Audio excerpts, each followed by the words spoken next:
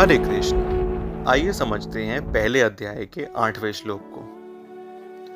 भवान भीष्मश्च कर्णश्च कृपश्च समितिञ्जया अश्वत्थामा विकर्णश्च सौमदस्ति तथैव च।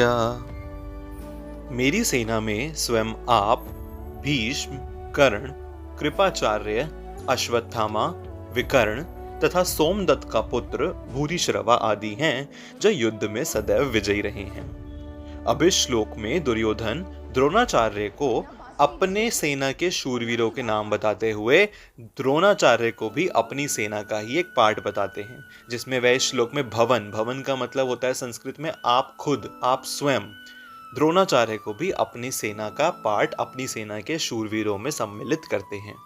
तो इस श्लोक को अगर हम ध्यान से समझें तो इस श्लोक में दुर्योधन सिर्फ अपने सेना के शूरवीरों के नाम नहीं ले रहा है, परंतु वह साइकोलॉजिकली अपनी सेना को प्लेस कर रहा है। जैसे फॉर एग्जांपल आपका कोई इंटरव्यू होता है तो आपके पास जो स्किल्स नहीं भी हैं और आपको पता है कि हाँ ये स्किल्स मेरे पास आ सकती हैं, फिर भी आप वो स्किल्स मेंशन करते हो, फिर भी आप वो अपनी खूबियाँ मेंशन करते हो दूसरे के सामने, ताकि आपको खुद को कॉन्फिडेंस आए और सामने ऑपोजिट पार्टी को भी कॉन्फिडेंस आए कि हाँ ये बंदा के अंदर ये सारी चीजें हैं। तो उसी प्रकार यहाँ पे दुर्योधन कैसे द्रोणाचार्य के सामने अपनी सेना को, अपनी टीम को सेटअप कर रहा है, वो हमें कैसे पता लगता है कि वो इन शूरवीरों के बीच में विकर्ण का नाम लेता है।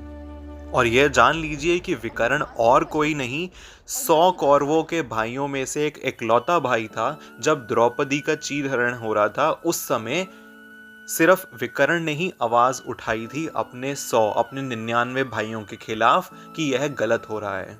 और अब ऐसे में जब वह अपने भाइयों के खिलाफ आवाज उठा सकता है विकर्ण, तो वह इस महाभारत में साथ देगा या नहीं देगा दुर्योधन का, इसी चिंतन में दुर्योधन अपनी सेना में जब नाम लेते हैं अपने शूरवीरों का, तो उसके अंदर विकर्ण का नाम पहले ही ले लेते हैं। यानी वो साइकोलॉजिकली पहले ही विकर्ण को अपनी साइड कर लेते हैं कि भैया इसका नाम ले लेते हैं, ये स्किल मेरे पास है, ये स्किल का नाम मैं पहले ही ले लेता हूँ, बाद में क्या पता दल ना बदल ले।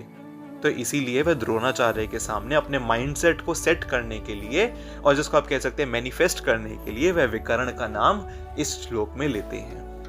तो ये हमें समझ आता है इस श्लोक से कि कैसे आपको मैनिफेस्ट करना चाहिए जो स्किल्स आपके पास हैं या जो आपकी एस्पायरिंग स्किल्स हैं किसी भी युद्ध में जाने से पहले। हरे कृष्ण। मिलते हैं पहले अध्याय के 9वें श्लोक में।